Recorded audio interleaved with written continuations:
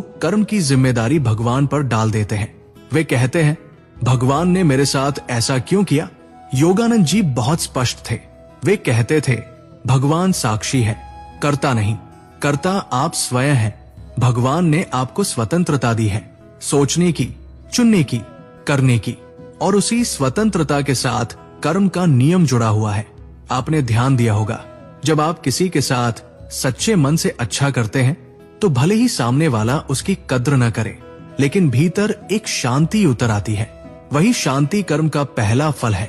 और जब आप किसी के साथ गलत करते हैं, भले ही बाहर से आप जीत जाए, लेकिन भीतर कहीं न कहीं एक बेचैनी रह जाती है।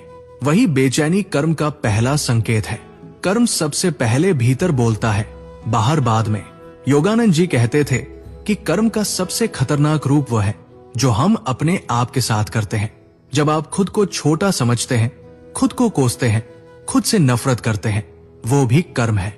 और वही कर्म आगे चलकर आपके रिश्तों, आपके निर्णयों और आपके जीवन की दिशा को प्रभावित करता है। इसलिए जो आप दूसरों को देते हैं, उससे पहले ये देखिए कि आप खुद को क्या दे रहे हैं। कर्म केवल व्यक्तिगत नहीं होता, ये सामूहिक भी होता है। जब समाज लंबे समय तक झूठ, अन्याय और स्वार्थ को सामान्य मान लेता है, तो पूरे समाज को उसका फल मिलता है। योगानंद जी कहते थे कि इतिहास में जो भी बड़े पतन हुए हैं, वे अचानक नहीं हुए, वे वर्षों के सामूहिक कर्म का परिणाम थे। इसलिए कर्म को हल्के में लेना आत्मा के साथ सबसे बड़ा धोखा है।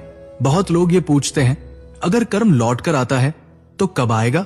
योगानंद जी कहते थे, कर्म समय नहीं देखता, कर्म तैयारी देखता है। जब आप भीतर से बदलने के लिए तैयार होते हैं, तभी कर्म का फल आता है। कभी कभी कर्म इस जन्म में लौटता है, कभी आगे, लेकिन लौटता जरूर है, क्योंकि यही संतुलन का नियम है। आप किसी को कुछ देकर बच नहीं सकते। आप चाहे अच्छा दे या बुरा, वो किसी न किसी रूप में आपकी ही कहानी बन जाएगा। इसलिए योगानंद जी कहते थे, दुनिया से कुछ भी मांगने से पहले देखो कि तुम दुनिया को क्या दे रहे हो, क्योंकि अंत में आप वही बनते हैं जो आप बांटते हैं। कर्म लौट कर आता जरूर है, लेकिन हमेशा तुरंत नहीं आता। यहीं पर ज्यादातर लोग भ्रमित हो जाते हैं।